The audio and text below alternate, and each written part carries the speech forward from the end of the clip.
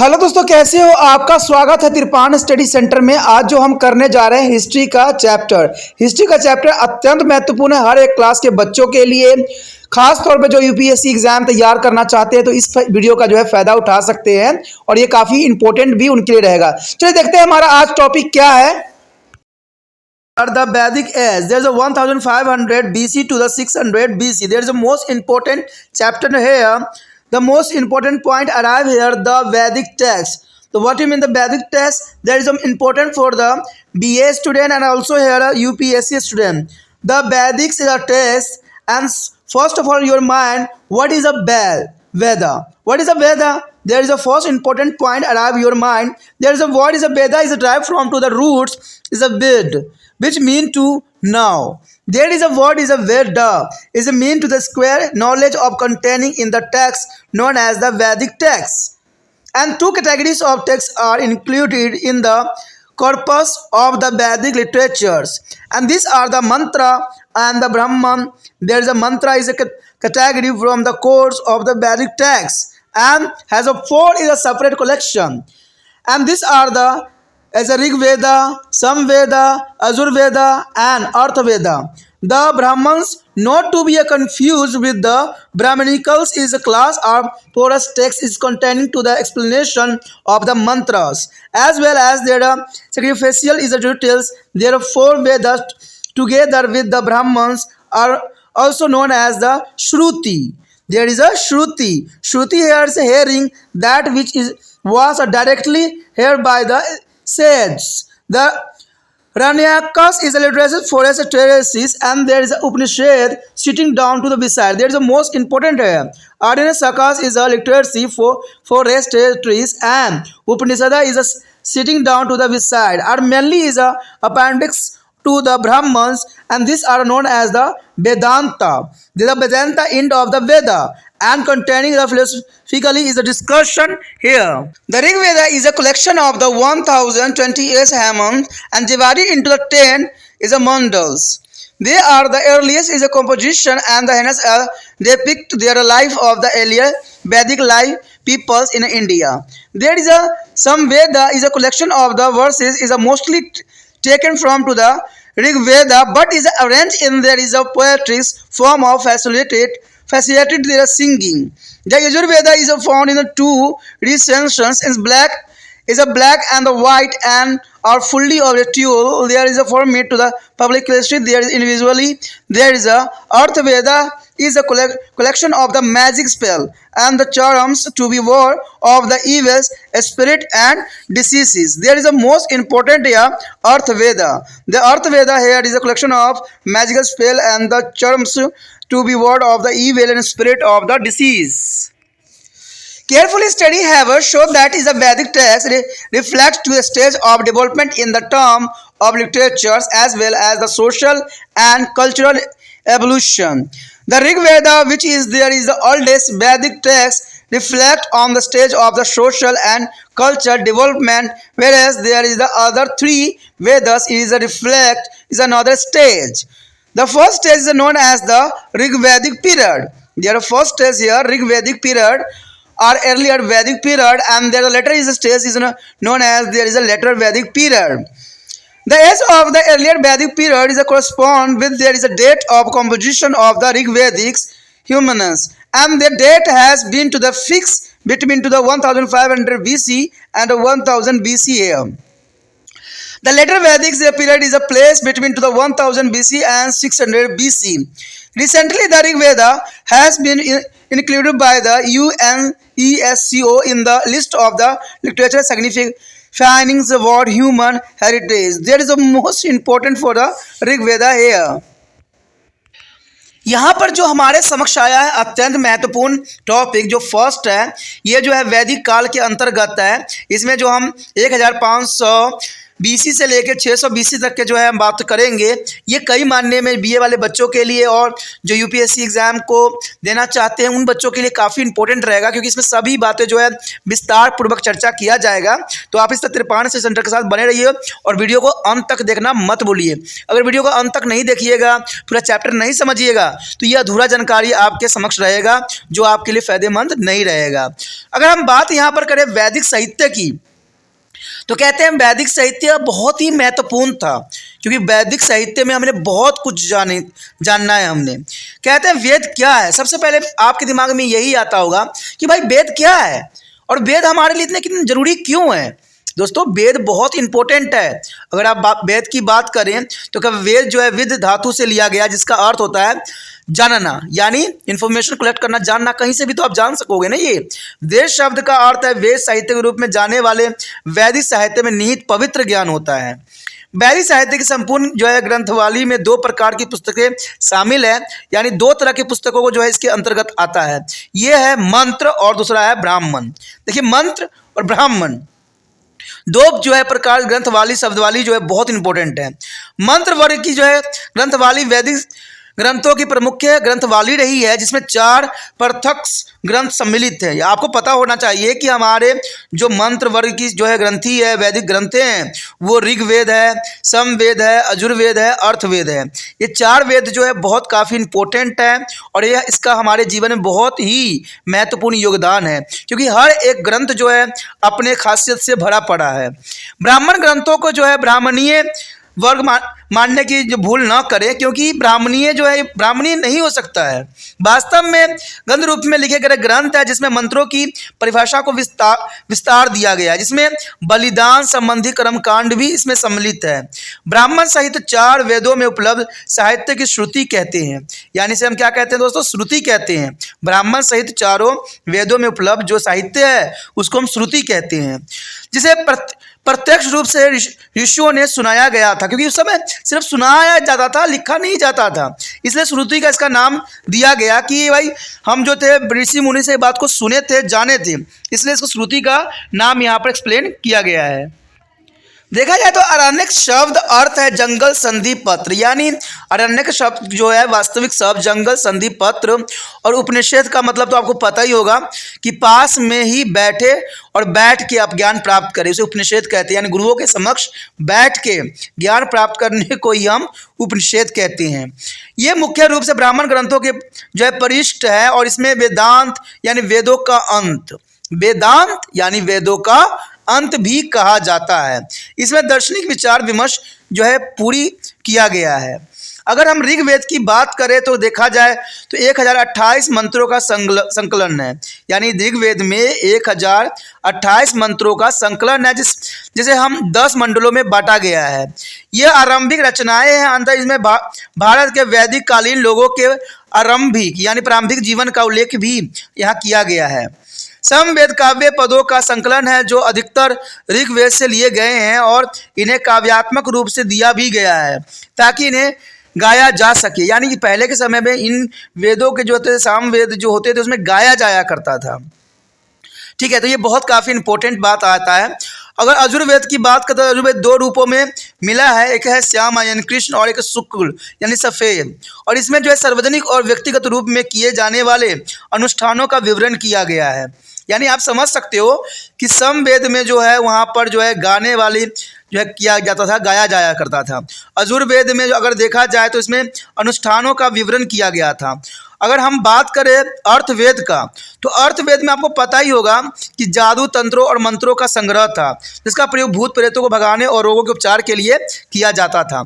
यानी अर्थवेद का जो था बहुत महत्व था, क्योंकि जादू टोना में उपयोग तो होता ही था, प्लस इसको रोगों के उपचार के लिए भी हम अर्थवेद का उपयोग किया करते थे। तो ऋग्वेद की हर एक चीज़ों का जो है अपना एक महत्व है, अपना एक समय था जिसमें इसका उपयोग जो है तो होता था, बहुत काफ़ी किया जाता था। देखा जाए तो वैदिक साहित्य के गहन अध्ययन से यह पता चलता है कि वैदिक ग्रंथ साहित्यिक दृष्टि से सामाजिक और संस्कृति विकास के दो चरणों के क्रमिक विकास की जानकारी हमें देते हैं। यानी वैदिक साहित्य के अगर अध्ययन आप करोगे तो ये बहुत ही इंपॉर्टेंट बात यहाँ पर आया है कि यहाँ पर दो चरणों की जो है हमें जानकारी मिलती है। ऋग्वेद जो कि प्राचीनतम ग्रंथ है, ठीक है, ऋग्वेद सबसे प्राचीनतम ग्रंथ है, ये आपको दिमाग में रखना है, यूपीएससी एग्जाम में ऐसा ही क्वेश्चन आता है, तो ये याद रखना कि ऋग्वेद सबसे प्राचीनतम ग्रंथ में से एक है। सामाजिक और संस्कृति विकास की एक चरण की जानकारी हमें देता है, यानी समाज के कैसे विकास हुआ इसके सारी इंफॉर्मेशन जो है ऋग्वेद में है।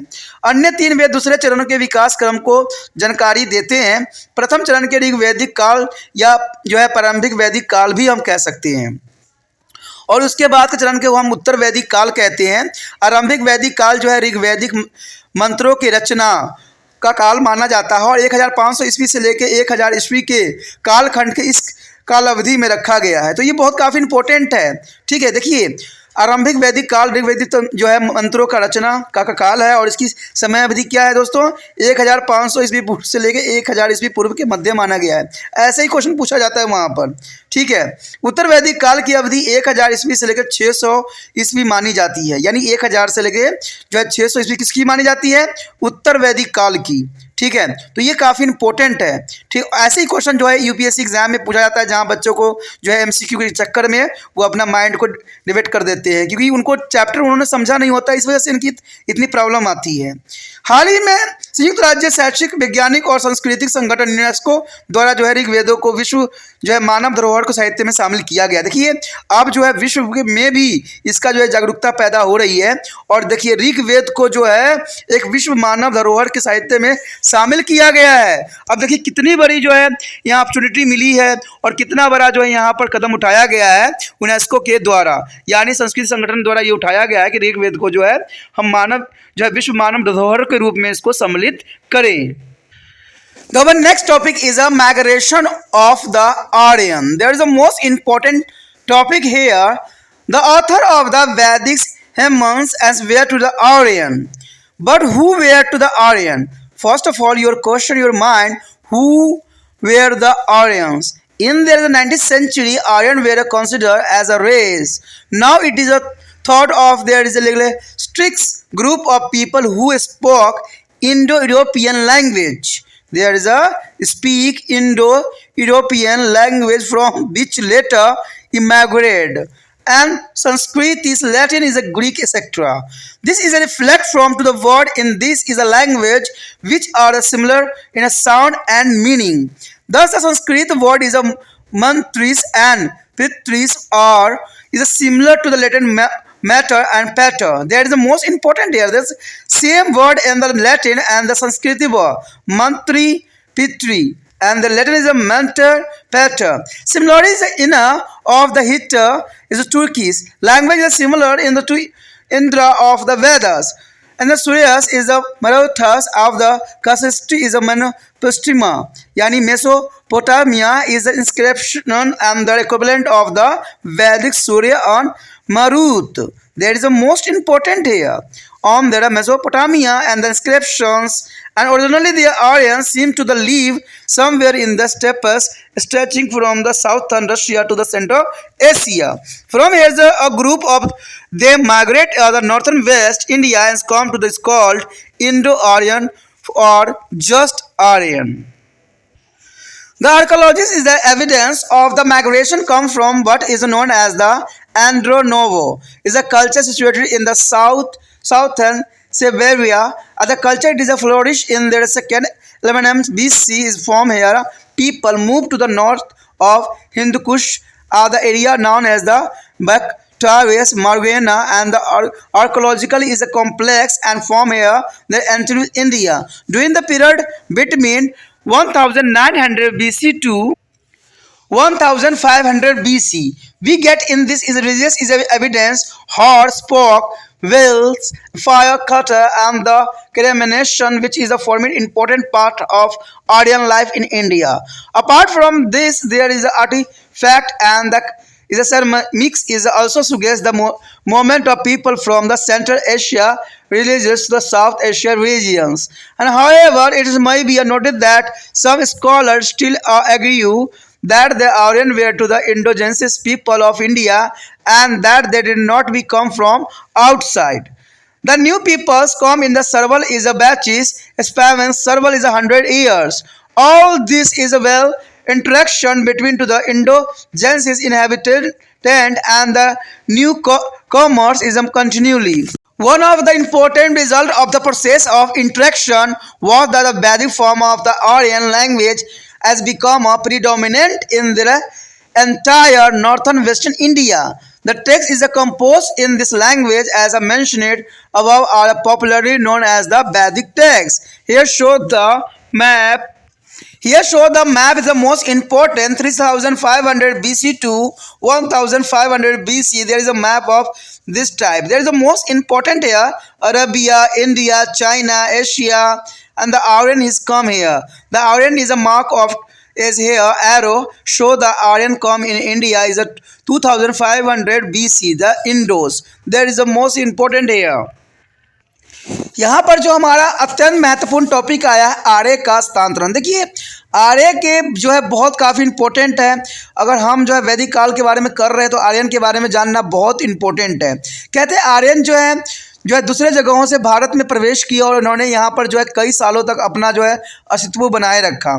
तो ये काफ़ी इंपॉर्टेंट बात रहता है। अगर हम वेद मंत्रों के लेखक आर्य हैं तो ये बात जानना हमारे लिए अत्यंत महत्वपूर्ण है कि भाई आर्यन थे कौन, क्योंकि यहाँ पर बात ये आया है कि वेद मंत्रों के लेखक जो थे आर्य थे। जब आर्य थे तो आर्य थे कौन? कहते हैं 19वीं सदी में आर्यों का एक वंश माना जाता था, परंतु अब इन्हें ऐसी भाषी समूह के लोगों के रूप में माना जाता है जो इंडो यूरोपियंस भाषा बोलते थे और उस भाषा से बाद में संस्कृत, लैटिन और ग्रीक इत्यादि भाषाओं का जन्म हुआ। इसकी जानकारी इस भाषाओं के शब्द से मिलती है जिनकी ध्वनि और अर्थ सामान्य ही होती हैं। देखिए ये बहुत ही इंपॉर्टेंट बात है अगर समझने के लिए कि संस्कृति, लैटिन और ग्रीक इनके भाषा का जो वर्ड है कई मानने में एक जैसे ही दिखते हैं। जैसे आप देख सकते हो कि संस्कृत शब्द में हम मात्र या पितृ कहते हैं और इसी को लैटिन वर्ड में मात्र और पितृ से ही मिलते हैं। यानी देखिए कितना मिलता जुलता वर्ड है। सिर्फ लिखने में आपको डिफरेंस दिख रहा होगा लेकिन उच्चारण करने में एक जैसा ही है। तो इसका क्या अर्थ हुआ? इसी प्रकार अगर हम इनार शब्द जो कि हित्ती तुर्की भाषा से है, वेद काल में इंद्र शब्द के सामान्य था, यानी सूर्य यास और मारुत्यस शब्द जो है कसाइड यानी मेसोपोटामिया से जो शिलालेखों में हमें मिले हैं। वेदाकाल सूर्य और मारुतन के समान ही है। तो इससे आप ये बात समझ सकते हो कि हो सकता है कि आर्यन हो चाहे आपका इंडो हो चाहे ग्रीक लैटिन हो, संस्कृति की इन भाषाओं से एक बात तो क्लियर हो गया है कि वो उन्हीं लोगों में से थे जो भारत में आए थे। लेकिन क्योंकि हमारे समय जो था उस समय नहीं था, इस वजह से हमें पूरी जानकारी नहीं प्राप्त है। लेकिन उनके लेखों से हमें ये बात साफ समझ लेना चाहिए कि उनका अंश जो था कहीं ना कहीं जो है लैटिन या ग्रीक से जरूर मिलता जुलता था और उसी से संस्कृति का भी जन्म हुआ। तो ये बात समझाने के लिए पर्याप्त था और ये उदाहरण भी काफ़ी है कि मात्र और पितृ को जो है मात्र और पितृ जो है लैटिन भाषा में कहते थे। तो यहाँ पर आप समझ गए होंगे इसका बात को। माना जाता था कि आर्य लोग मुख्यतः दक्षिण रूस के से मध्य एशिया के बीच फैले घास के मैदान स्टोपस में रहते थे। ये हमारी कल्पना है, ये मानना है हमारा। यहाँ से आर्य जो है कि एक समूह ने भारत के उत्तर पश्चिम में प्रवेश कर लिया और इन्हें इंडो आर्यन अथवा केवल आर्य के नाम से ही पुकारा जाने लग गया। हस्तांतरण के जो है प्राथमिक साक्ष्यों से पता चलता है कि यह स्थानीय लोग दक्षिण साइबेरिया स्थित जो है इंद्रोनोवो सभ्यता से आए थे। यानी हो सकता है कि ये माइग्रेट करके आए हों। यह सभ्यता 2 जो है शताब्दी ईस्वी पूर्व काल में विकसित हुई थी। यहाँ से ये लोग जो है हिंदू कुश के उत्तर जिसे हम बैक्ट्रिया या मर्जियाना या आर्कोलॉजिकल जो है कॉम्प्लेक्स कहा जाता था की ओर अग्रसर हुए और वहाँ से उन्होंने भारत में प्रवेश कर लिया।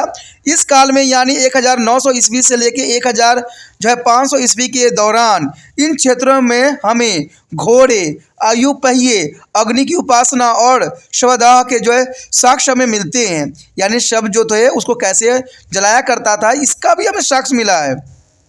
और ये सब चीज़ें भारत में जो है आर्य के जीवन का प्रमुख भाग रही है। तो इससे हमें बहुत बात समझ में आता है कि हो सकता है कि आर्य जो लोग थे उन्हीं में से एक थे जो साइबेरिया से जो है भारत में आ गए और यहाँ पर बस गए।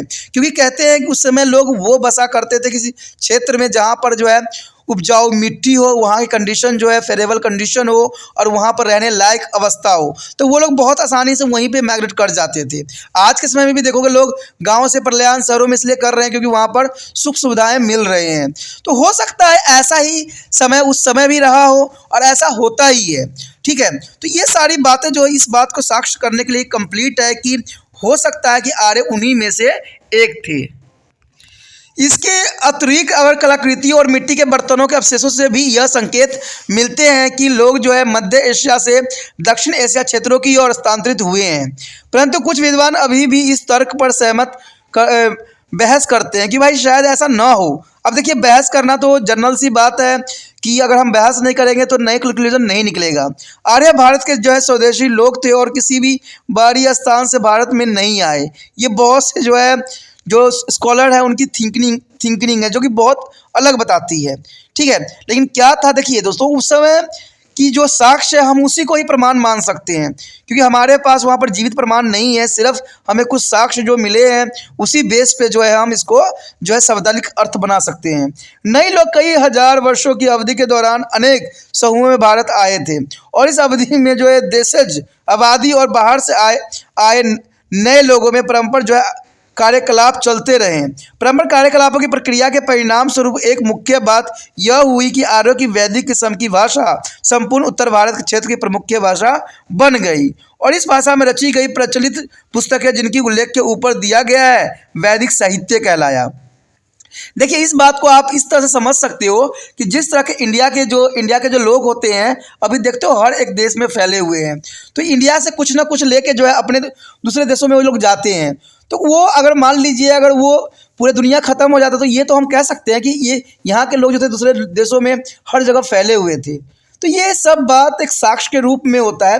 तो हो सकता है कि आर्यन का भी ऐसा ही रूल रेगुलेशन रहा हो कि वो किसी क्षेत्र में रहते हों लेकिन यहाँ व्यापार करने के लिए आए, चाहे किसी कारणवश यहाँ आ गए तो यहाँ के वो निवासी बन के रह गए क्योंकि उनको तो साफ उस समय चाहिए था कि उनको रहने का सही कंडीशन जरूरी था और वो कंडीशन शायद इंडिया में मिल गया हो तो वो यहाँ के ही निवासी बन गए। तो ये बहुत बड़ी बात और बहुत इंपॉर्टेंट बात यहाँ समझने के लिए ज़रूरी था। इस बात को अगर देखने के लिए आप देख सकते हो कि यहाँ आर्य के आगमन को जो है तीर के निशान से दिखाया गया और सिंधु नदी के पास इनको बसाने का जो है प्रावधान किया गया था। देखा जाए तो आर्यन की बहुत सी चीज़ें जो हमें सिंधु नदी के आसपास ही मिली है और कहते हैं ये समय काल जो थी 2500 ईस्वी पूर्व के लगभग मानी जाती है। तो इसमें कोई दो राय नहीं है दोस्तों कि हो सकता है कि आर्यन दूसरे जगहों से आए हो और वो भारत में जो है इसकी कंडीशन उनको काफ़ी भा गया हो और ये यहीं पे बस गए हो। तो इसमें कोई भी जो है बहस करने वाली बात नहीं है। ये क्लियर है कि आर्य जो थे कहीं दूसरे क्षेत्र से आए थे और यहाँ पर कंडीशन उनको सही लगा तो ये हमेशा के लिए यहाँ के नागरिक बन के रह गए। Next topic is here a geographically horizon of the Vedic Aryan. That is the most important here. The earlier Vedic Aryan live in the area known as the Sapta is a Sindhu. Sapta Sindhu and the meaning area of the Seven River. Sapta Sindhu meaning of Seven River, and this area is largely cover the northern western part of South Asia up to river Yamuna. The seven rivers include to the Sindhu, Vistastu, Jhelum, Sikni, Chenab, and the Ravi, and the Vis, and the Satluj, and the Saraswati. In this area is the Rigvedic people lived, and for there is a battle is a grasses, there is a herd of the cattle and other domesticated animal. The gradually move to the east steward, there is come to the occupy the state UP, Koshas and North Bihar Vidya is during to the later Vedic period. Here they come into contact with their people who spoke a language different from their own and were living in the area for a long. देखा जाए तो यहाँ पर हमें वैदिक आर्य के भौगोलिक विस्तार के क्षेत्र के बारे में जानने को हमें मिला है। तो ये काफ़ी इंपॉर्टेंट बात रहेगा कि उत्तर जो है वैदिक आर्य का भौगोलिक विस्तार कैसे था। कहते अगर हम देखें उस समय प्राचीन समय की बात करें तो आर्य जो है प्राचीन आर्य लोग जो है सब सिंधु नाम के क्षेत्र में रहते थे, जिसका अर्थ था 7 नदी वाला क्षेत्र। मैंने पहले ही आपको कहा था कि ये लोग जो थे वो यहाँ की कंडीशन देख के रहते थे, और कहा जाए कि उस समय हमेशा जो कोई भी शहर बसता है तो वो नदियों के किनारे ही बसता है। इसलिए जो है सप्त सिंधु यानी 7 नदियों का समूह होना आर्य के लिए काफ़ी ज़रूरी था, क्योंकि इससे पानी की जो है सुविधा हर साल बनी रहती थी और यहाँ पर उनको हर तरह की कंडीशन जो है उनके लायक थी। इसलिए आर्यन जो थे इस क्षेत्र में बसना सबसे उचित समझे, क्योंकि सप्त सिंधु यानी 7 नदियों का समूह, जिसका अर्थ है 7 नदी वाला क्षेत्र, या यह क्षेत्र जो मुख्यतः दक्षिण एशिया के उत्तर पश्चिम से लेकर यमुना नदी तक जो है क्षेत्र में फैला हुआ है। 7 नदियों में शामिल है और सत विस्तृता यानी झेलम, चिनाब, रवि और व्यास और सतलुज और सरस्वती, इन क्षेत्रों में जो है ऋग वैदिक काल के लोगों ने जो है निवास किया था और युद्ध भी लड़े थे। अपने और अन्य पशुओं के झुंडों को चराए और पशुओं के घरेलू पालतू जानवर भी बनाया इन्होंने। धीरे धीरे पूर्व दिशा की ओर ये बढ़ते हुए उत्तर वैदिक काल में वे उत्तर प्रदेश और बिहार में पहुंच गए। यहाँ आकर वे ऐसे लोगों के संपर्क में आए जो उनसे विभिन्न भाषा बोलते थे और बहुत लंबे समय में इस क्षेत्र में निवास कर रहे थे। तो ये काफ़ी इंपॉर्टेंट है। अगर इसी बात को अगर मैप में देखें तो ये साफ हो जाएगा कि इनकी किस तरह से जो थी कार्य प्रणाली थी। देखिए उत्तर वैदिक क्षेत्र में आप देख सकते हो कि हिमालय ऊपर दिखाया गया है। अभी जो ये डॉटेड लाइन दिखाई गई है ये आप समझ सकते हो कि ये बिहार, उत्तर प्रदेश, ठीक है, और दिल्ली उल्ली सभी चीज़ को रिप्रेजेंट कर रहा है। तो इसका मतलब है कि ये इसी क्षेत्र में जो निवास करते थे। और सिंधु देखिए यहीं पर ही आपको दिख रहा होगा, सब सिंधु भी आपको नज़र आ रहा होगा। तो ये सब सिंधु के आसपास ही रहते थे, जहाँ पर सरस्वती भी आपको दिख रहा होगा जो कि विलुप्त हो चुकी है। तो ये इस क्षेत्र में बसना इसलिए लाजमी समझे क्योंकि यहाँ पर जो था 7 नदियों का समूह था और ये समूह जो थे उनके हर एक क्रियाकलाप के लिए जो था सुचारू था। इसलिए ये लोग जो है इसी तरह बसे और धीरे धीरे ये बिहार की और उत्तर प्रदेश की तरफ पलायन कर गए और वहीं पे जाकर अपना जो है क्षेत्र बना लिया और वहीं पे बस गए। तो ये कहा जा सकता है कि आर्य जो थे सब सिंधु के होते हुए जो है बिहार या उत्तर प्रदेश तक वो पहुँच गए। Our next topic is here earlier Vedic economics. There is a most important topic here. The earlier Vedic economics, the earlier Vedic Aryan is the pastoralist, is the cattle rearing was there is a main occupation. And there is a rare is a cattle, sheep, goat and horse for the purpose of milk, meat, hades. And there is a arrive at this as a conclusion after analyzing their lectures and the evidence is the Rig Veda. A large number of the word are there is derived from to the word go meaning cow. A wealthy person who known as the is a Gomat and there is a Gomata is a daughter is called Dohetris, which means once will be milk the cow. There is a most important here Gomat and there is a daughter is called Dohetri, and which mean to the who is the milk of the cow. The word is a Gavin Sona is a literacy is a mean search for a cow, but it also mean a battle sign. Many of battle where is a both there is a cattle and there is a cow where through of the providers of everything. The power are effect to the increasing there is a number of cattle. All the above at the mainly more reference show that the cattle breedings and was the most important economical activity of Rig Vedic Aryan. However, this is not a suggest that is the earlier Vedic people have no knowledge of the agriculture. The evidence for agriculture is a comparisons with the pastoral activity in the early. Potation is the mega and the mostly later is the intuitions. A few here references show that and they had is a knowledge of agriculture and practice in their supplement their food requirement. And they produced the Yoba is a modern Jew as well, which was rather is a genetics. Genetics is a word for the quails. And apart from the cattle rearing and small scale cultivation, people were engaged in a many other economical activity. Hunting, carpentries, tannings, and weavings is a creato, making metals, cemeteries, and etc. Whereas some is a such as activities, the product of this activity were exchanged through the barter. And however, cow were more is a favor, a medium of exchange. There is a preceding receives cow, horse, and gold ornamental as a fee for the performing is a sacrifice. There is the most important here or important here the map here.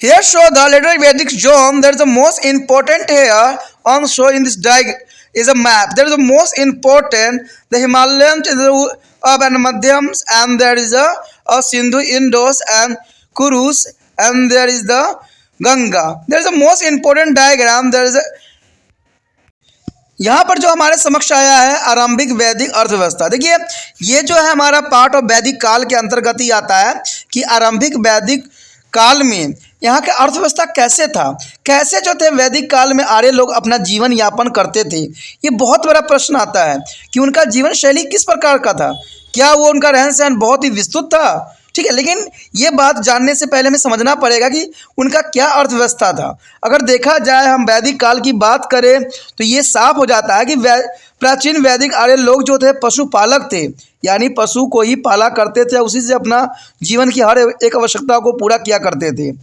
पशुपालन उनका मुख्य व्यवसाय था और ये दूध, मांस और चमड़ा प्राप्त करने के लिए गाय, भैंस, भेड़ें, बकरियां और जो है घोड़े पाला करते थे। ऋग्वेद में मिले साहित्यिक साक्ष्यों से विश्लेषण से हमें उनके साक्ष्य मिले हैं। अगर हमने विश्लेषण किया तो हमें बहुत से साक्ष्य मिले हैं। देखा जाए तो गौ शब्द के अनेक शब्द के उद्भव हुआ है जिसका अर्थ है गाय। कहते धनी व्यक्ति जो है गौमत कहते थे और बेटी को दुहत्री, जिसका अर्थ था जो गाय का दूध दूती है, ठीक है। गवेषणा शब्द का शाब्दिक अर्थ है गायों की खोज करना, परंतु इस शब्द का अर्थ लड़ाई भी है, यानी गवेषणा का मतलब लड़ाई भी होता है और इसका गायों की खोज करना भी होता है, क्योंकि पशुओं के कारण अनेक लड़ाइयाँ भी लड़ी गई थी। गायों का जो है संपूर्ण इच्छाएं पूरा करने वाली कामयादा समझा जाता था। यानी आपने देखा होगा, अगर आपने हिंदू धर्म के रिगार्डिंग जो है कामधेनु गाय के नाम तो आपने सुना ही होगा, जो हर एक इच्छाओं को पूरा करने के लिए पर्याप्त था। इसलिए लोग समझते थे कि गाय जो थी संपूर्ण इच्छा पूरा करने वाले कामधेनु की तरह ही मानते थे। पशुओं की संख्या में वृद्धि के लिए प्रार्थनाएं की जाती थी और जो है ऊपर उल्लेखित शब्दों को जो है इसके साथ ही अन्य अनेक संदर्भों में से संकेत भी मिलते हैं कि ऋग्वेदिक काल के आर्य के लिए घरेलू पशुपालन सबसे महत्वपूर्ण आर्थिक गतिविधियों में से एक माना जा सकता था। परंतु इसका मतलब यह नहीं है कि आरंभिक वैदिक काल के लोगों को खेती बाड़ी का ज्ञान नहीं था। ये बात गलत होगा, क्योंकि पशु चराने के कार्य की तुलना में खेती बाड़ी करने के हमें साक्ष्य बहुत ही कम मिलते हैं और लगता है कि संदर्भ प्राय जो है बाद में जोड़ दिए गए हैं। कुछ एक संदर्भों में ये भी पता चला है कि उन्हें कृषि की जानकारी थी और अपनी भोजन संबंधी आवश्यकताओं को पूरा करने के लिए वो खेती ही करते थे और वो जो है यब उगाते थे। आधुनिक जौ या बले हम कहते हैं, यानी यब जो था जिसको हम आधुनिक जौ कहते हैं सो उगाया करते थे और जिसकी अर्थ खदानों की जाति की फसलों के लिए प्रयुक्त भी किया जाता था। पशुपालन और लघु स्तर पर खेती बाड़ी करने के अतिरिक्त वो अनेक अन्य आर्थिक क्रियाकलाप भी किया करते थे, जैसे शिकार, बढ़ाई गिरी, रंगाई, कपड़ों की बुनाई, रथ बनाना और धातुओं के जो है गला कर जो है ढलाई के काम भी इत्यादि जैसे कुछ अन्य काम भी वो जानते थे जो करते थे। इस कार्य के द्वारा बनाए गए उत्पादों को वे वस्तुओं की अदला बदली के काम में भी लाते थे, यानी उस समय जो था एक्सचेंज का जो होता था, यानी वस्तु का आदान प्रदान की जाती थी।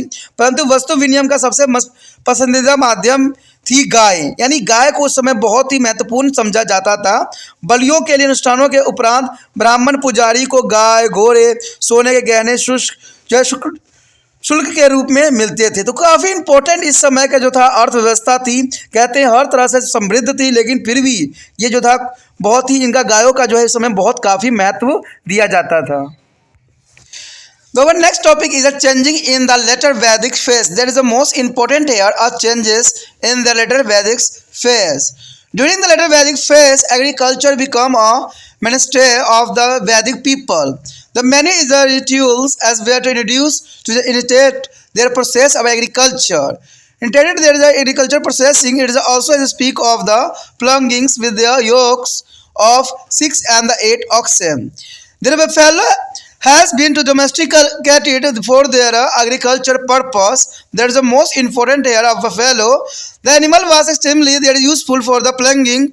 There is a swapil and the land. The goal Indra is acquired a new epithets lord of the plunging in their period. There are a number of variety of plant food increased. A part of their from various people now the cultivated is a wheat, rice, pulses and centrales is a melted and sugar cane, etc. The item of the dana and the skina that include a cooked rice.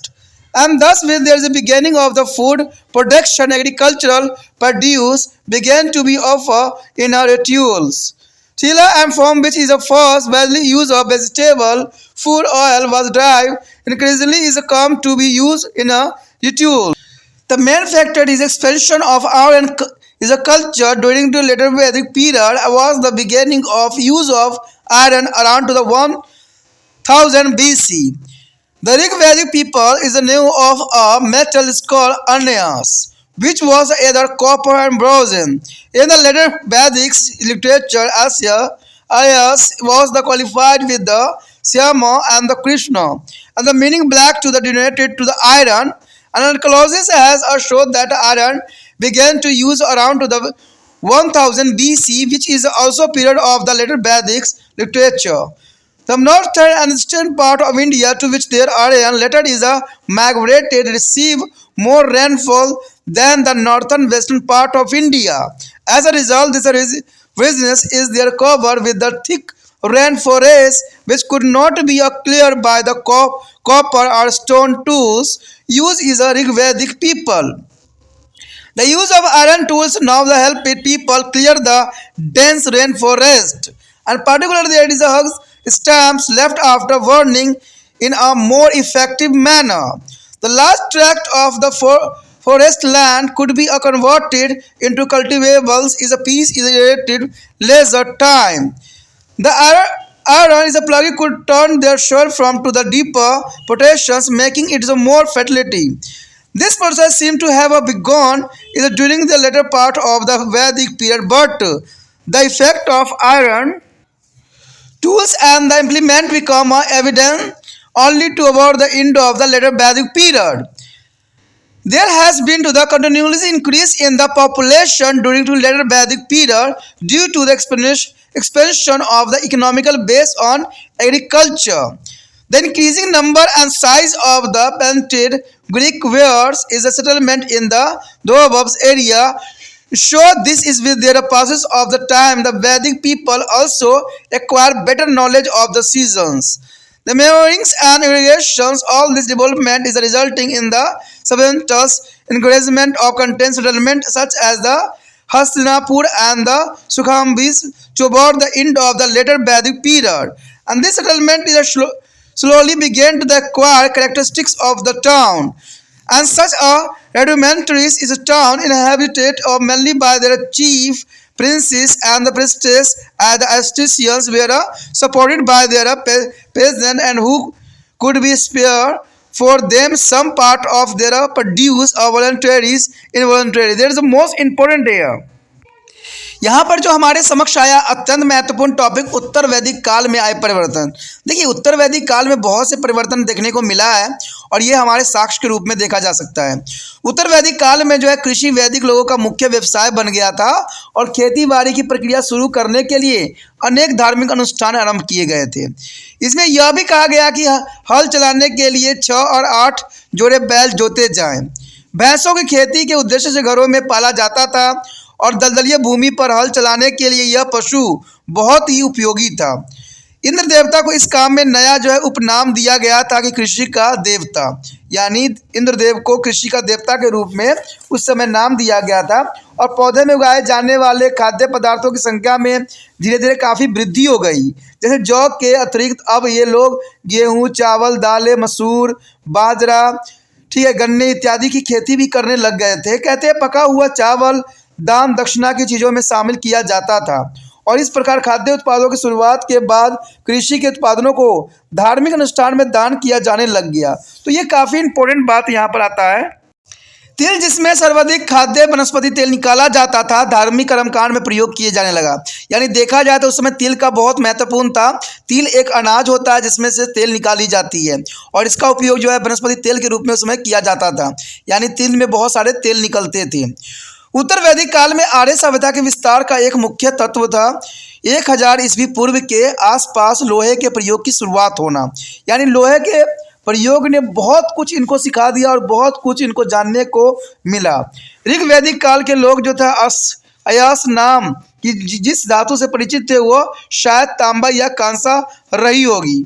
उत्तर वैदिक काल में अयस के साथ श्याम या कृष्ण का विशेषण जोड़ दिया गया था जिसका अर्थ था काला, और इसे लोहे के संकेतक के रूप में जाना जा सकता था। पुरातात्विक साक्ष्यों से पता चलता है कि लोहे का प्रयोग 1000 ईस्वी पूर्व के आसपास आरंभ हुआ था, जैसे उत्तर वैदिक साहित्य काल ही माना जाता है। यानी लोहा का अगर हम देखें तो कहा जाता है 1000 साल पूर्व हुआ था, यानी देखा जाए तो ये कहीं हद तक जो है उत्तर वैदिक काल में ही इसका साक्ष्य मिले हैं। भारत के उत्तर और पूर्वी भागों में भारत के उत्तर पश्चिम भागों से अधिक वर्षा होती थी, तो ये बहुत काफ़ी इंपॉर्टेंट बात था इसके लिए, जहां बाद में आर्य लोग स्थानांतरित हुए थे।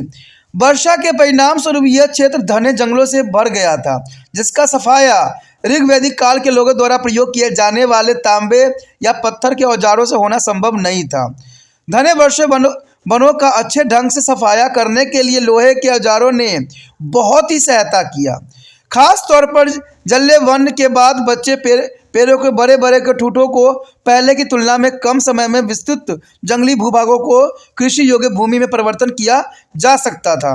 लोहे के हल से जो है गहरी मिट्टी की जुताई की जा सकती थी ताकि भूमि की उपजाऊ बनाया जा सकता था। ऐसी संभावना है कि यह प्रक्रिया ऋग वैदिक काल के उत्तर काल में आरंभ हो गई थी, परंतु लोहे से बने औजार और उपकरणों का प्रयोग करने के प्रभावों का साक्ष्य उत्तर वैदिक काल में अंतिम चरण में ही ज्ञात हुआ है। देखिए कहीं भी ज्ञात हो, लेकिन एक बात तो यहाँ पर साबित हो गया कि इतने बड़े जंगलों को काटना कहते हैं पत्थर से संभव तो हो ही नहीं सकता। इसलिए हो सकता है कि ये जो थे लोहा का ज्ञान इनको पास था और इसी प्रकार की वो चीज़ों का इस्तेमाल किया करते थे, क्योंकि कहा जाता है कि उस समय जो है वो कृषि करने के लिए जंगलों को सफाया करके कृषि करना उस समय के मुख्य जो व्यवसाय में से एक था। यानी वो कृषि करते थे जब वो वहाँ पर जो है सही कंडीशन मिलता था। तो ये बात काफ़ी इंपॉर्टेंट यहाँ आ जाता है कि औजारों और उपकरणों का प्रयोग उस समय उत्तर वैदिक के अंतिम चरण में हमें मिला है। उत्तर वैदिक काल के दौरान कृषि आधारित अर्थव्यवस्था के विस्तार से जनसंख्या में लगातार वृद्धि होती चली गई। चित्रकारी किए गए सुरमई रंग से जो है बर्तनों PGW की संख्या और आकार बढ़ने के अवशेष मिलने के कारण जो है द्वाब क्षेत्र की आबादी बढ़ने के साक्ष्य भी हमें मिलते हैं। समय बीतने के साथ साथ वैदिक लोगों के जो है मौसमों, खाद और सिंचाई के बेहतरीन जानकारी भी हासिल हो गई थी। इन सभी विकासों के परिणाम स्वरूप उत्तर वैदिक काल के अंतिम चरण में कुछ स्थलों जैसे कि हस्तिनापुर और कौशाम्बी में वास्तविक रूप में विस्तार हुआ था, और इन स्थलों में धीरे धीरे नगरों की जो है विशेषताएं विकसित होने शुरू हो गई थी। ऐसे जो है अर्धविकसित नगर जहां मुख्य जो है श्रेष्ठ राजकुमार, पदरी और जो कारीगर रहते थे, उनकी आबादी का भरण पोषण किसान लोग ही करते थे, जो अपनी इच्छा या बिना इच्छा से अपने अनाज उन्हें दिए देते थे। तो ये काफ़ी इंपॉर्टेंट बात उस समय के लिए था। The next topic is the earlier Vedic society. There is the most important here, the earlier Vedic society. The family was the basis unit of the Rig Vedic society. There is the most important. The family was the basic unit of Rig Vedic society.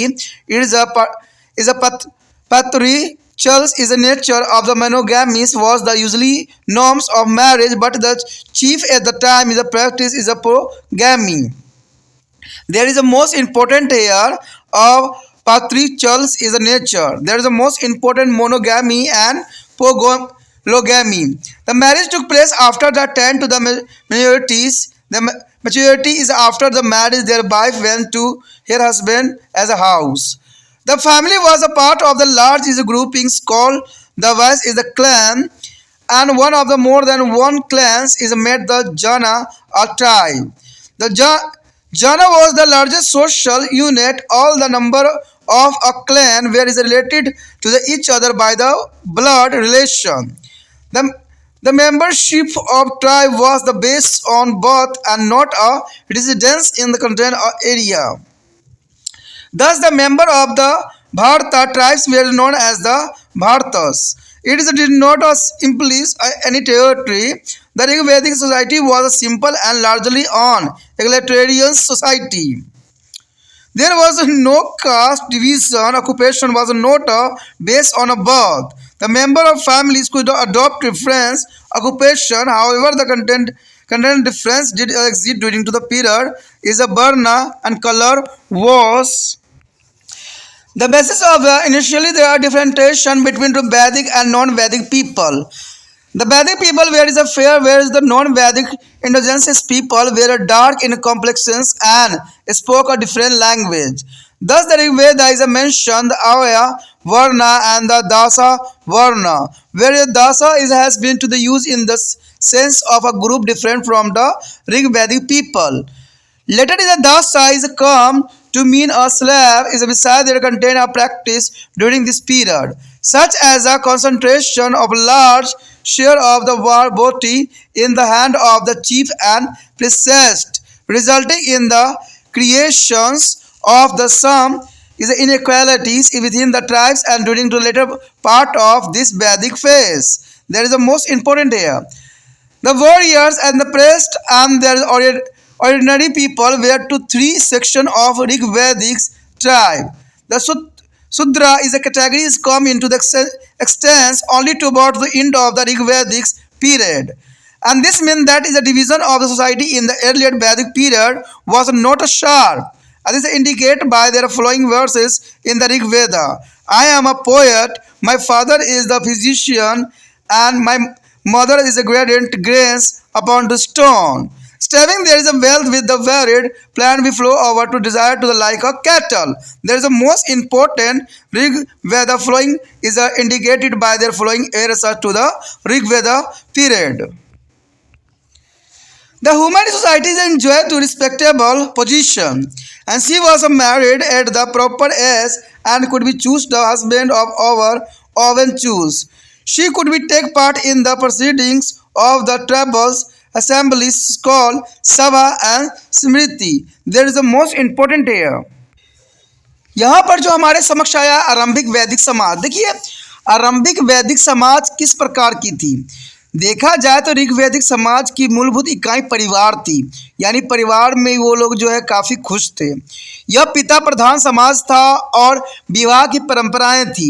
एक पत्नी व्रता धर्म तथा परंतु श्रेष्ठ जनन, कभी कभी उनके पत्नियों भी रखते थे। यानी ये बहुत बड़ी बात थी कि उसमें एक पत्नी व्रता धर्म तो था ही था, लेकिन कई जगहों पर देखा जाए श्रेष्ठ जन कभी कभी अनेक पत्नियां भी रखते थे। बालिग होने पर ही जो शादियां होती थी और विवाह के बाद पत्नी पति के घर में जाती थी। परिवार का एक विशाल समूह का हिस्सा होता था जिसे वंश या वंश कहते थे। एक से अधिक वंशों के समूह को हम जन या जाति कहा जाता था। जन सबसे बड़ी सामाजिक इकाई थी। जन जो थी सबसे बड़ी सामाजिक इकाई थी और एक वंश के लोग परंपरा रक्त संबंधों से जुड़े हुए थे। किसी जाति के सदस्य बनने का आधार उस जाति में जन्म लेना था, न कि किसी विशेष क्षेत्र में निवास होना था। इस तरह भारत जो था जातियों के लोगों के भारत कहा जाता था, यानी जो भरत जाति के लोगों को भारत कहा जाता था और इसमें किसी प्रकार के क्षेत्र की कोई भूमिका नहीं हुआ करती थी। ऋग्वैदिक समाज बहुत ही साधारण और आम तौर पर जो है समानतावादी समाज था और इसमें किसी प्रकार का जाति वर्गीकरण नहीं थी। ये बहुत इंपॉर्टेंट बात है कि इसमें किसी प्रकार की जाति वर्गीकरण नहीं थी, यानी जात में नहीं बटा था। व्यवसाय जन्म पर आधारित नहीं थे जैसे आज के समाज में है, बल्कि परिवार के विभिन्न सदस्य अलग अलग व्यवसाय कर सकते थे। अब देखिए कितने इंपॉर्टेंट बात है कि उस समय हमारे समय काल जैसा था, परंतु उस समय काल में विभिन्नताएं अवश्य मौजूद थी। आर्य और अन्यायों में जो है वर्ण और रंग विभिन्नता का आधार जरूर था। आर्य लोग जो थे गोरे वर्ण के थे, जबकि जो है गौड़ आर्य अनार्य देशज लोग सांवले रंग के थे और अलग भाषा का प्रयोग भी करते थे। अंतर ऋग्वेदों में आर्य का जो है वर्ण और दास वर्ण का उल्लेख जरूर हमें मिलता है। यहाँ दास शब्द का उपयोग उस समूह के लिए लोगों के लिए किया जाता था जो ऋग्वैदिक लोगों से अलग थे। बाद में दास का अर्थ गुलाम सेवक के रूप में रूढ़ हो गया था। ठीक है, ये तो आपको पता ही होगा कि बाद में धीरे धीरे दास का मतलब था गुलाम सेवक। इसके अतिरिक्त कुछ अन्य चीज़ें भी चलन में थी, जैसे प्रमुख व्यक्ति और पुजारियों के हाथों में युद्ध में लूटे माल का बड़ा हिस्सा हाथ लगने की परिणाम स्वरूप उत्तर वैदिक काल में जाति के भीतर ही कुछ जो है असमानताएं देखने को मिली। ऋग्वैदिक जातियों में अगर देखा जाए तो जो है क्षत्रिय, पुजारी और जो सामान्य व्यक्ति तीन वर्ग थे। क्षुद्र वर्ग जो था ऋग्वैदिक काल के अंत में ही अस्तित्व में आया था, यानी पहले तीन ही वर्ग हुआ करते थे। बाद में जो है ऋग्वैदिक के अंतिम चरण में जो है क्षुद्र वर्ग जो है अस्तित्व में आया। इसका मतलब है कि आरंभिक वैदिक काल में समाज का वर्गीकरण अधिक कठोर नहीं था। ठीक है, ऋग्वैदिक की इस काव्य रचना से इसका जो है संकेत भी हमें मिलता है, जिसका जो स्वभाव है कि मैं एक कवि हूँ, मेरा पिता जो है चिकित्सक है और मेरी माता चक्की पर जो है अन्न पीसती है। यानी देखा जाए तो यहाँ पर कोई भी व्यक्ति जो है एक वर्ण से संबंधित नहीं है। समृद्धि की कामना करते हैं, जिसके लिए हमारी विविध योजनाएं हैं। हम पशुओं की तरह अपनी इच्छाएं पूरा करते हैं। महिलाओं का समाज में बहुत ही सम्मानजनक स्थान था। उपयुक्त उम्र में उनका जो है विवाह होता था और उन्हें अपनी पसंद का पति चुनने का अधिकार भी था, और इसलिए जो है सभा और समिति जैसे संगठनों के कार्य में भी लोग ले सकती थी। यानी इसमें देखा जाए तो सभा और समिति में जो है महिलाएं भाग लेने की बात कही गई है, जो कि बहुत काफ़ी इम्पोर्टेंट है। इसका अर्थ है कि उस समय जो है औरतों को बहुत सम्मान दिया जाता था। वो अपनी मर्जी से मैरिज कर सकते थे, उनका जो मैरिज होता था सही समय पे होता था। तो ये बहुत काफ़ी इम्पोर्टेंट बात यहाँ पर जो है इस काल के अंतर्गत बताई गई। Next topic is a social change in the later Vedic phase. There is the most important era the social changes in the later Vedic phase. The family remained the basis unit of the Vedic society. However, is the composition underwent a change. They underwent a change. Their later Vedic family become a large enough to be called a joint family, with the 3 or 4 generations living together. The role of the heartress is discovered at the Atrajinkera and the Ashur Khetra is both in the western Uttar Pradesh, and so that and this were to the mean from the communals is a feeding or for a cooking their food of large families. The institution of their gotra developed in the period, and this means that a people having common gotra as a descended and from a common ancestor, and no marriage between to the member of the same gotra and could take place. The monogamous is a marriage where to the preferred even though the polygamous was the frequent, and some restriction on women appear during this period. In the text, woman and has been to counted as a vice along with the dice and wins. Wines and in another text of daughter has been to said to be a source of all sorrow. Woman had to be stay with her husband at his place after the marriage. The participation of women in a public meeting was restricted. However, the most important change was the rise and growth of social differentiation in the form of the Varna system. The four Varna in which the society come to divide were the Brahmans, Kshatriya, Vaishya and Shudra. The growing number of sacrifice and rituals is during the period is made of Brahmans is very powerful. They conducted as a various rituals, is including those related to the different stage of agricultural operation. This made them all there is a more important. The Kshatriya is next in the social hierarchy as well to the ruler. Along the Brahman is the control of all aspect of life.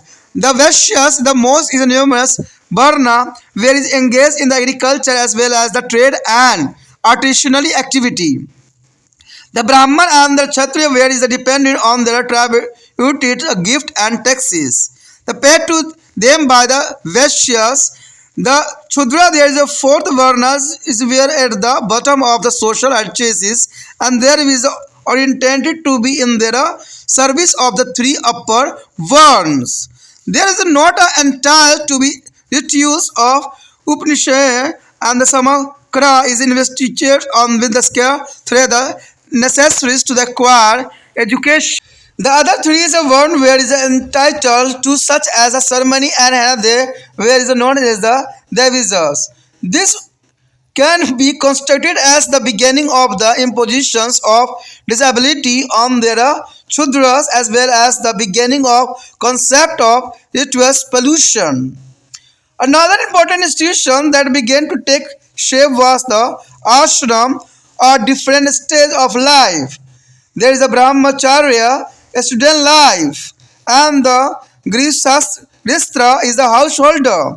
Grihastra is the householder, and Vansprastha is here is here hermitage. And stage is mentioned in the text. Later is a sannyas. Therefore, stage also is come to be added. Together with the varnas, it's come to known as the varna ashram dhama.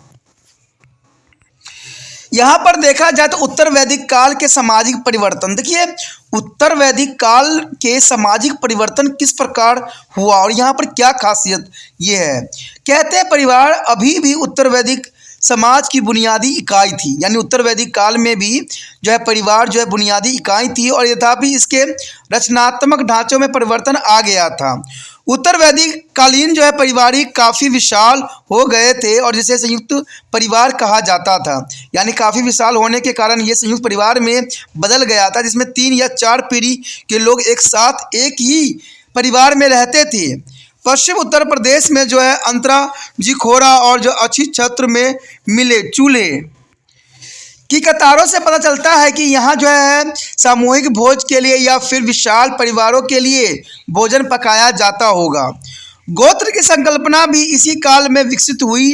इसका अर्थ यह हुआ कि यह एक ही गोत्र के लोग एक ही वंशावली से थे और एक ही गोत्र के व्यक्तियों में परंपरा विवाह संबंध नहीं होते थे। यद्यपि बहुपति प्रथा भी उस समय प्रचलित थी, परंतु एक पत्नी विवाह प्रथा को ही बेहतर समझा जाता था, जैसे आज के समय भी समझा जाता है। इस काल के दौरान महिलाओं पर कुछ प्रतिबंध भी लगाए गए थे। एक ग्रंथ में उल्लेख मिलता है कि नारी को जूते और मद्यपान की तरह व्यासन माना जाता था, यानी उस समय नारियों को जूते के समान और मद्यपान के समान माना जाता था। तो ये बहुत जो है उनकी क्रूरता को दर्शाता है। एक अन्य ग्रंथ में पुत्री को सभी दुखों से मूल रूप में वर्णित किया गया है, यानी इससे पता लगता है कि उस समय औरतों की दशा बहुत बुरी थी। महिला विवाह के बाद अपने पति के घर में रहती थी। सार्वजनिक सभाओं में महिलाओं की भागीदारी पर प्रतिबंध लगा दिया गया था।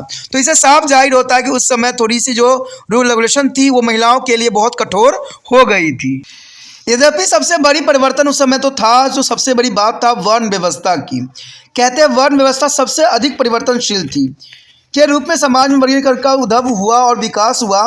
समाज को जिन 4 वर्णों में बांटा गया था वो थे ब्राह्मण, क्षत्रिय, वैश्य और शूद्र।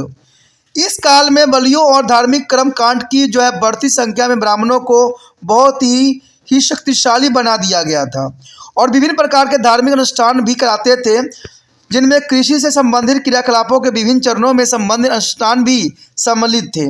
इसके वजह से वो बहुत ही महत्वपूर्ण समझे जाने लग गए थे। और इसकी अगली सामाजिक श्रेणी में आते थे क्षत्रिय, जो शासक वर्ग में थे और ब्राह्मणों के साथ मिलकर ये जीवन के सभी पक्षों पर नियंत्रण करते थे।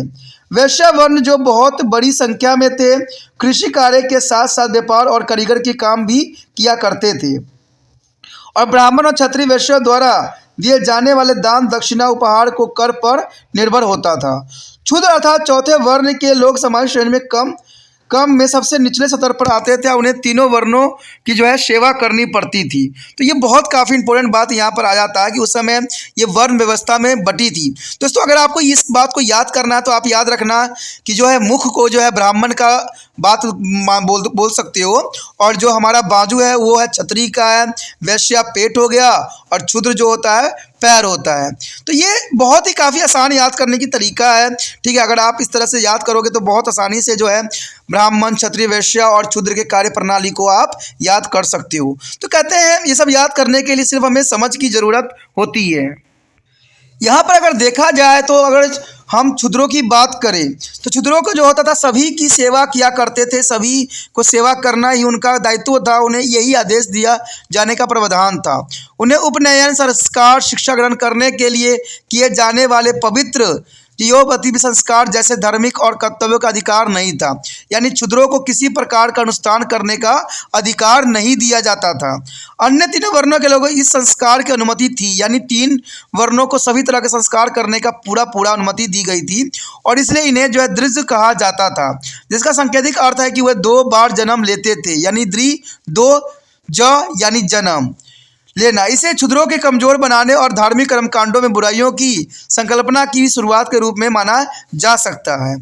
एक अन्य महत्वपूर्ण संस्था जिसे इस काल में रूप लेना आरंभ कर दिया था वह थी आश्रम व्यवस्था। आश्रम व्यवस्था का मतलब यही होता है जीवन की विभिन्न अवस्थाएं। जैसे आपको पता है ब्रह्मचार्य यानी विद्या जो विद्यार्थी के जीवन आपको बिताना पड़ता था 25-25 साल में इसको बदल दिया गया था। यानी ब्रह्मचार्य अवस्था में आपको विद्यार्थी जीवन में जीना था और विद्यार्थी बन के ही जो है अपना शिक्षा ग्रहण करना होता था। उसके बाद दूसरा चरण जो है गृह अवस्था आता था, गृह आश्रम आती थी जिसमें घर में रहना होता था जहाँ पर अपना परिवार बसाना होता था। उसके पश्चात वन प्रस्थान यानी बैराग लेना था। इसमें बच्चों को पढ़ाना उड़ाना यही इनका कार्य हो जाता था। इन अवस्थाओं का वर्ण ग्रंथों में हमें मिलती है। बाद में संन्यास आश्रम की चौथी अवस्था को भी जीवन में जोड़ा गया था। वन व्यवस्था के साथ इसे जो है वन आश्रम धर्म का नाम भी दिया गया था, जो कि काफ़ी इंपॉर्टेंट बात यहाँ पर आता है। The next topic is the earlier Vedic religions. There is the most important here, the earlier Vedic religions and their prayer to be propitiate of God for the physical is a protection and for the material gains were the main corners of the Rig Vedic people. The Rig Vedic gods were generally is a personifications of different aspects of the natural forces such as the rains, storms, sun, etc. The tribute of those gods is also affect their table and particular nature of society, as we do not find many of goddess as mentioned in the text. The Indra, Agni, Varun, Mitra, Vyas, Pushana, and the Yama and Soma, etc. are all is a male god. In comparisons, we have only a few goddess such as the Usha, Sarvasti, Prithvi, etc., which occupy the secondary position in their pantheon. The function of different god reflects there is a need in their society. Thus, the sign there are Rigvedic people were engaged in a war with each other. There is a worshipped Indra as the god, and he is the most frequently mentioned god in the Rig Veda. He is carried there is a thunder bolt and was also respected as the weather god, who was the rains, and the Marut, the god of the storm, added to the Indra in the wars is the way of thrice man. Added there is a leader in the Triverse war, and the Agni, their fire god, was the god of the home and was considered as the intermediary is become between god and man. Soma was associated with the plants and the herbals, and Som was also as a plant from which is the intercoating juice was extracted. And this juice was drunk at the sacrifice is a Varna is another important deity. That is, and there is the keeper of the cosmics in the order known as the Rita. And the Rita was on important aspect of the tree was set up. Pushans and was the god of the road, and the harvest man is a cattle in the life of pestilence nomad. And this god of must has been very important. Other gods were similarly associated with their other aspect of nature and the life. All these gods were invoked and propitiated at the yojans, and the sacrifice there is a sacrifices were organized by their chief of the tribes and performed by priests. The god thus is invoked and the sacrifice is supposedly is rewarded their sacrifiers with the success in a war, and progenis are increasing in cattle and long life. It is also both there is a large number of gifts in the form of dana and the dakshina to be received. It is important here to note that during their entire Vedic phase, the people did not construct a temple, and nor did there is a worship any statue. They are a feature of Indian religious development much later. यदि बात हम करें आरंभिक वैदिक में धर्म का क्या स्थान था, आरंभिक वैदिक काल में धर्म की क्या विशेषताएं थी, तो ये बात जान के हमें यह हैरानी होती है कि जो है सारी सुरक्षा और सुख समृद्धि की जो है सामग्री प्राप्त करने के लिए देवताओं के समक्ष प्रार्थना पूजा की जाती थी। कहते हैं उस समय जो है फीमेल जो है गॉड बहुत ही कम थे, तो ये बहुत बड़ी बात यहाँ पर आती है। कहते हैं पूजा अर्चना जो है ऋग्वेदिक काल के लोग जो है प्रमुखता से करते थे, और ऋग्वेदिक काल के देवता जो है प्राकृतिक शक्तियों के विभिन्न रूप थे, जैसे वर्षा, तूफान, सूर्य इत्यादि। इन देवताओं के लक्षणों और विशेषताओं से ही यही प्रतिबिंबित होती है कि समाज का स्वरूप जनजातीय और प्रत्यय जो है सत्तात्मक यानी पुरुष प्रधान था, क्योंकि उनके ग्रंथों में किसी देवी के अस्तित्व का उल्लेख नहीं मिलता है, जो कि बहुत बड़ी बात यहाँ है। इंद्र, अग्नि और वरुण और मित्र, गौ और पुष्प, यम, सोम इत्यादि सभी देवता पुरुष ही थे। इसकी तुलना में हमारे पास कुछ ही देवियाँ थी, जैसे उषा, सरस्वती, पृथ्वी इत्यादि, जिन्हें धर्म के व्याख्या में द्वितीय स्थान पर रखा गया था। यानी देखा जाए तो उस समय पुरुष प्रधान होने के नाते पुरुष ही देवताओं के रूप में पूजनीय थे। देखा जाए तो विभिन्न देवताओं के कार्य से समाज में उनकी आवश्यकता का पता चलता था, और अंततः ऋग्वेदिक काल के लोग जो है इंद्र की युद्ध की देवता की तरह पूजा किया करते थे।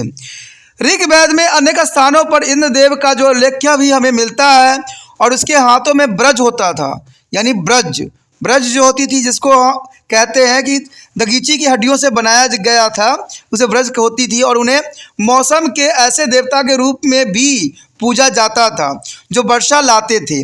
पवन देव मरुत युद्धों में इंद्र की उसी प्रकार सहायता करते थे, जैसे जनजातीय लोग जो थे जनजातीय युद्धों में अपने नायकों की सहायता किया करते थे।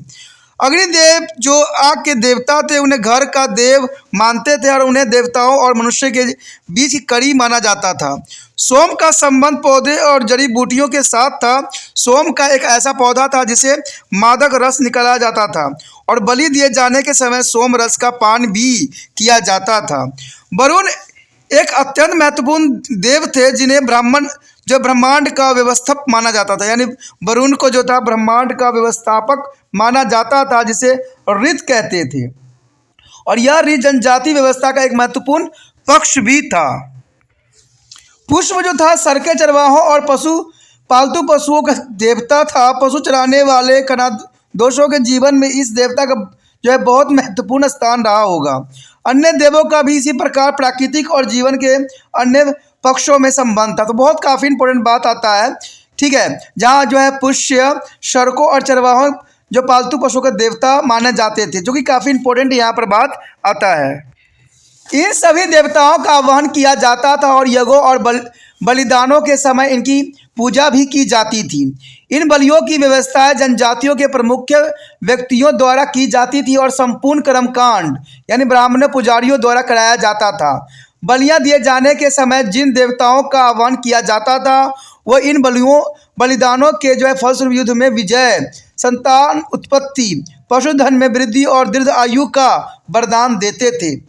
इस कार्य में ब्राह्मणों को दान दक्षिणा के रूप में बहुत संख्या में उपहार भी दिया जाता था। ध्यान देने योग्य बात यह है कि संपूर्ण वैदिक काल के दौरान लोगों ने किसी भी मंदिर का निर्माण नहीं किया, और न ही किसी प्रकार की मूर्ति का पूजा अर्चना किया करते थे। तो ये काफ़ी इम्पोर्टेंट था जो है वैदिक काल के अंतर्गत, कि उस समय वो लोगों ने ना तो कोई मूर्ति बनाए थे, और न ही वो कोई मंदिर बनाए थे, और न ही पूजा अर्चना की कोई मूर्ति पे इस समय में हमें मिलती है। The next topic is a change in the later Vedic phase. There is the most important changes in the later Vedic phase. We have already noted that in the later Vedic period, agriculture had become an important activity of the people. The changes in the material's life naturally resulted in a change in their attitudes toward the gods and goddess. 2. Continuously interactions with the local non-Aryan population also contribute to these changes. Thus, the Vishnu and the Rudra, which were smaller deities in their Rig Veda, become extremely important. However, we do not have any reference to the different incarnations or avatars of the Vishnu. We are so familiar with any of these later Vedic texts. There is a most important here.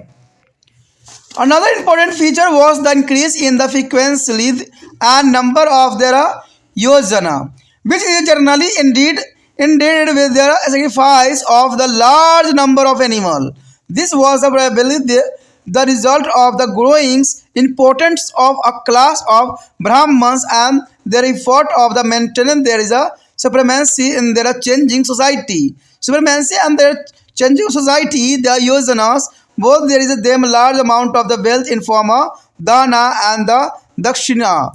And some of there is important yojanas where is a Asve, Medha and Vajrapaya on Rajya Sui, etc. There is the most important yojana, and there is you must be have heard about the yojanas in their story of the Mahabharata and Ramayana.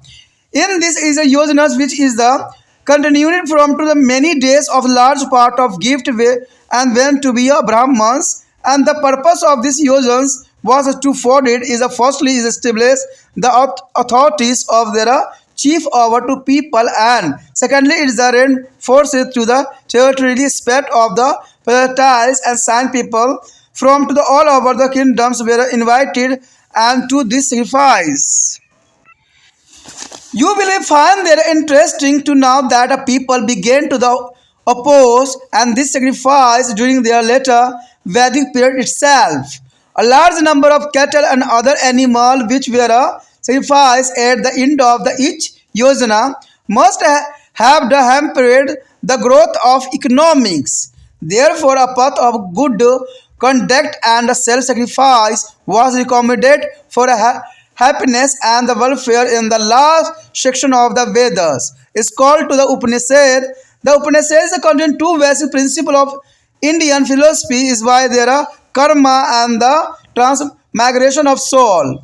And the rebirth is based on the past deaths, and according to this text is a real happiness lies in the getting is a muska, yani moksha, the freedomly from the cycle of birth and the rebirth. The moksha is the most important here, the freedom from the cycle of birth and rebirth. देखिए हमारे समक्ष जो आया है उत्तर वैदिक काल में हुए परिवर्तन। तो उत्तर वैदिक काल में बहुत से परिवर्तन हमें देखने को मिला। हमने पहले ही यह रेखांकित किया है कि उत्तर वैदिक काल में खेती बाड़ी लोगों का जो है मुख्य कार्य बन चुका था और भौतिक जीवन में आए परिवर्तन के परिणाम स्वरूप देवी और देवताओं के प्रति उनकी जो है अभिरुचियां में भी काफ़ी परिवर्तन देखने को मिला।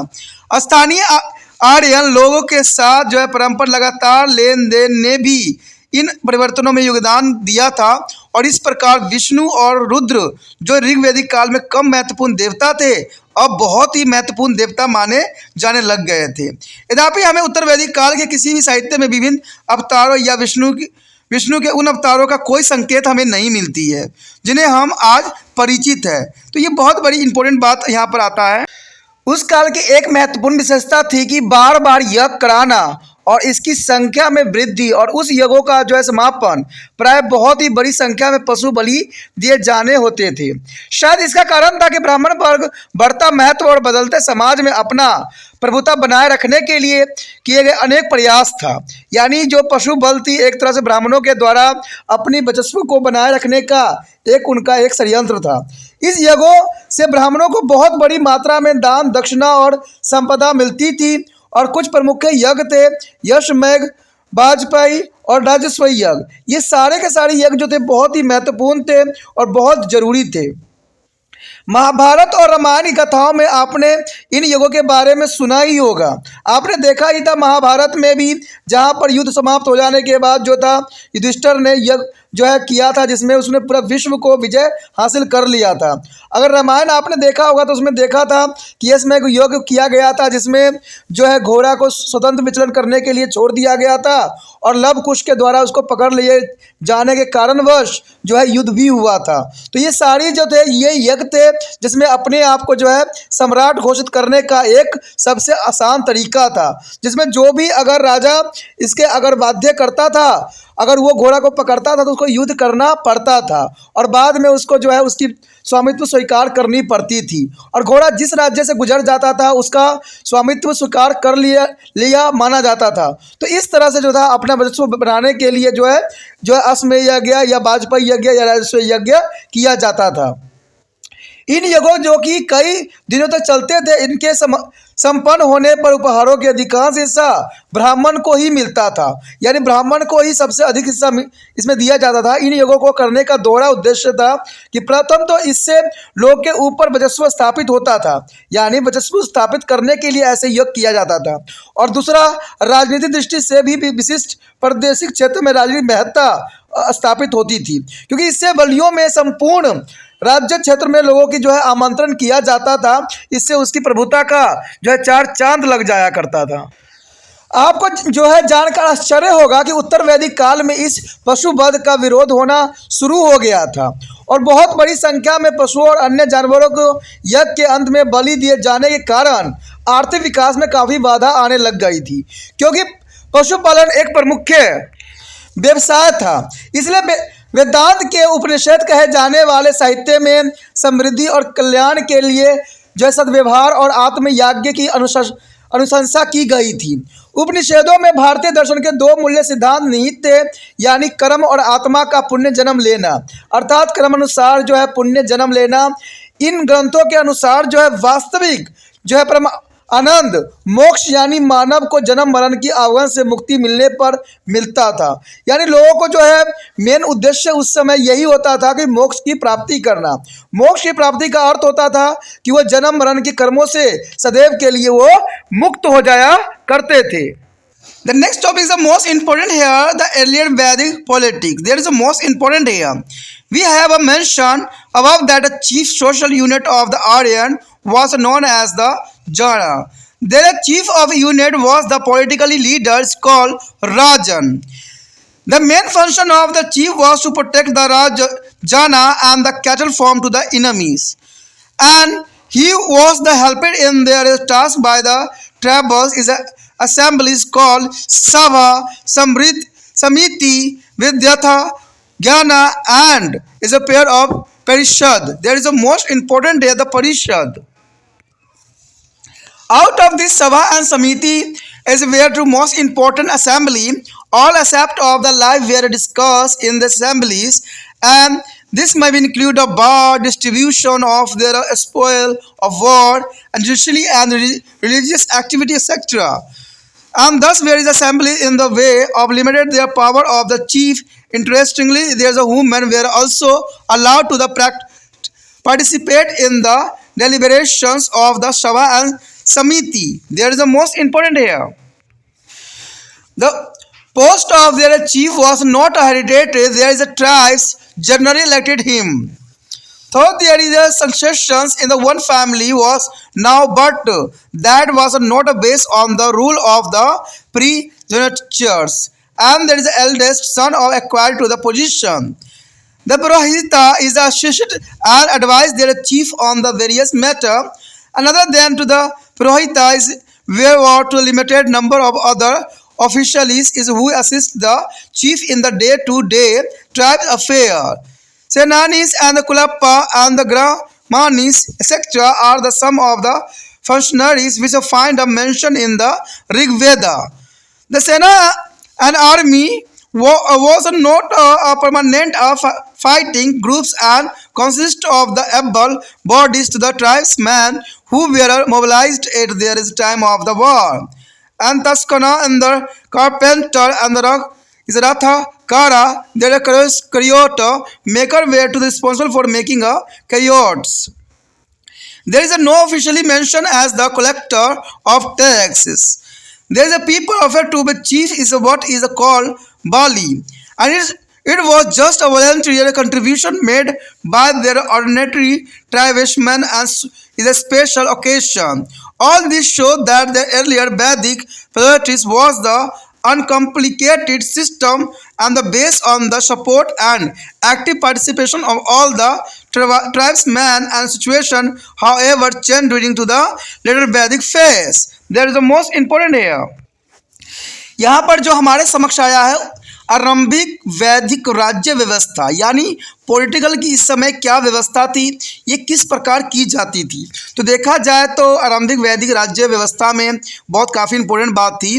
ऊपर हमने उल्लेख किया है कि आर्य की प्रमुख सामाजिक इकाई थी जिसको जन कहते थे, और इस इकाई का प्रमुख राजनीतिक नेता होता था जिसे हम राजन कहते थे, और इस प्रमुख का मुखिया काम किया करता था जनता और पशुधन की शत्रुओं की रक्षा करना। अपने इस काम में उसकी सहायता करती थी। जनजाति संस्थाएं जिन्हें सभा समिति और विधाता गण और परिषद कहते थे, इन सबसे सभा और समिति सबसे महत्वपूर्ण संगठन में से एक माना जाता था, और इस सभाओं के जीवन के सभी पक्षों का विचार विमर्श होता था, और इसमें युद्धों में प्राप्त आय का वितरण, न्यायिक और धार्मिक कर्तव्य इत्यादि कुछ भी शामिल हो सकता था। इस प्रकार ये सभाएं एक तरह से इस राजनीतिक प्रमुख की शक्तियों की नियंत्रित भी करती थी। दिलचस्प बात यह है कि महिलाएं भी इस सभाओं और समिति के विचार विमर्श में भाग ले सकती थी। मुख्य का पद जो था वंशागत उस समय नहीं था, यानी जैसे पहले पुराने समय में होता था कि पिता के बाद ज्येष्ठ पुत्र को ही गद्दी पे बैठाया जाता था, उसको ही राजभार संभाला जाता था। जैसे आपने देखा भी होगा रामायण में कि जो राम को पद देने की सारे ने आग्रह किया था, ठीक है। लेकिन इस समय इस तरह की व्यवस्था नहीं थी, यानी ज्येष्ठ पुत्र यहाँ नहीं बनता था। उस समय चुनाव के द्वारा बनाने जाने का प्रावधान उस समय थी। कहते अगर देखा जाए तो आमतौर पर उसका चुनाव जनजाति करती थी, यद्यपि उसकी उत्तराधिकारी उसी प्रमुख के परिवार से होने के संकेत मिलते थे, परंतु यह ज्येष्ठ अधिकारी यानी सबसे बड़े पुत्र का पिता का स्थान ग्रहण करने का जो नियम पर आधारित नहीं था। उस समय अनेक मामलों में पुरोहित मुखिया के परामर्श देता था। पुरोहितों के अतिरिक्त कुछ सीमित संख्याओं में पदाधिकारी कर्मचारी भी होते थे जो मुखिया को दिन प्रतिदिन के जनजाति मामलों में सहायता भी किया करते थे। सेनानी, कुलाप और ग्रामीण इत्यादि कुछ कार्मिक थे जिनके नामों का उल्लेख ऋग्वेद में हमें जरूर मिली है। सेना स्थायी योद्धाओं का समूह नहीं था, और इसमें योग्य जनजाति व्यक्तियां भी शामिल थे जिन्हें केवल युद्ध के दौरान ही सक्रिय किया जाता था। तब में यानी बढ़ाई और रथकार यानी रथ निर्माता और रथ बनाने की सरकारी जिम्मेदारी निभाते थे। कर संग्रह के लिए किसी भी कर्मचारी का उल्लेख नहीं मिलता है। लोग जो भी भेंट मुखिया को देते थे उसे बलि कहते थे, और यह आम जनजाति लोग द्वारा विशेष अवसरों पर दिए जाने वाला स्वैच्छिक योगदान था। यानी बलि जो होता था एक तरह का जनजातियों के द्वारा दिए जाने वाले मुखिया को स्वैच्छिक योगदान था, भेंट थी। इसे यही दृष्टिगोचर होता है कि आरंभिक वैदिक कालीन राज्य व्यवस्था बिल्कुल ही जटिल नहीं थी और सभी जनजाति लोग की सहायता और भागीदारी पर आधारित थी, परंतु उत्तर वैदिक काल में इस परिस्थिति में परिवर्तन आ गया था जिसका परिचय आगे दिया जा रहा है। The next here is the changing in the later Vedic phase. There is the most important here. The changes in the material as a social life during to the later Vedic period led to be change in the political sphere as well. The nature of the chiefships are changed in the period. The territorial idea gained to around. The people start to the laws. There is a control over to chief and the popular assembly gradually are disappeared. The chiefships and the become a hereditary. Their idea of divines is the nature of the kingship get a mention in the literature of this period. The Brahman help in the chief in this process. The elaborate to the is the coronations or details such as a Bajpaya as a Rajya Soya. Establish the chief's authorities. As the chiefs become a more powerful and authorities of popular assemblies start of warning. The officers were appointed to help the chief in administration and they acquired the function of the popular assembly as a main advisor. A rudimentary army to be emerged as the important element of the political structure during this period. And all this live on the text is called Bali, and the Shulk and the Bhaga is offered by the people, and the chief of the period belong to be Sastriya, one as there is a legals with there is a Brahmans, try to establish of complete control over to people in the name of the Dharma. However, all this element do not be sure that is a Janpada and the territory state with all it is a attribute are such as the standing army and bureaucracy had emerged in the later Vedic period. But this process has started as soon after the Vedic period in the 6th century BC. We notice the rise of the 16 Mahajanpad in the northern India. That is the most important here. यहाँ पर जो हमारे समक्ष आया अत्यंत महत्वपूर्ण point, उत्तर वैदिक काल में आए परिवर्तन। देखिए उत्तर वैदिक काल में क्या परिवर्तन आए, कैसा परिवर्तन था उत्तर वैदिक काल में। कहते हैं उत्तर वैदिक काल के दौरान भौतिक और सामाजिक जीवन में आए परिवर्तन का प्रभाव राजनीतिक क्षेत्र में आए परिवर्तन पर भी पड़ा।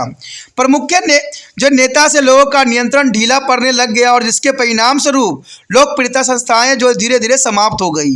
यानी ये बहुत काफ़ी इंपॉर्टेंट बात है कि प्रमुख नेताओं के लोगों का नियंत्रण ढीला पड़ने लगा और जिसके परिणाम स्वरूप लोकप्रिय संस्थाएं धीरे धीरे समाप्त सी हो गई। मुखिया का पद जो है वंशागत पिता के बाद पुत्र बन गया था, यानी जो है पिता के बाद पुत्र को दे दिया गया था, लेकिन हमने अभी ऊपर पढ़ा कि ऐसा नहीं था उस समय। इस काल के साहित्य में उल्लेख मिलता है कि लोगों में धारणा थी कि राजा का पद दैवीय होता है और ब्राह्मणों ने जो है मुखिया को इस प्रक्रिया में सहायता किया है। भाजपा और राजस्व जैसे जो है राज्याभिषेक के विस्तृत धार्मिक कर्मकांड जो है मुखिया का प्राधिकारी स्थापित करते थे। जैसे जैसे मुखिया की शक्ति बढ़ती गई, जनप्रिय सभाओं की जो है प्राधिकार कम होने लग गए। मुखिया को जो है प्रशासनिक सहायता देने के लिए अधिकारियों की नियुक्ति की जाती थी और उन्हें प्रमुख जो है परामर्शदाताओं के रूप में लोकप्रिय सभा के कार्यों को हथिया लिया गया था।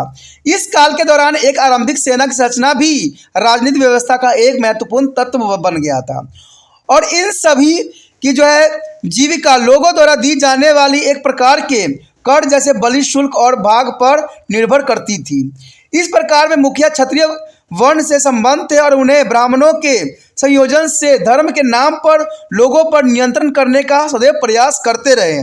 परंतु इन सभी तत्वों से यह जानकारी नहीं मिलती कि जनपद और प्रादेशिक राज्य अपनी सभी विशेषताओं जैसे स्थायी सेना और नौकरशाही की व्यवस्था का जो है उद्भव उत्तर वैदिक काल में हुआ हो। इसी के साथ दोस्तों हमारा ये चैप्टर जो है ख़त्म हो जाता है, जो कि बहुत काफ़ी इंपॉर्टेंट था। अगला चैप्टर और भी इंपॉर्टेंट था, अगला चैप्टर देखना मत भूलना। इसी तरह लाइक शेयर सब्सक्राइब करते रहना।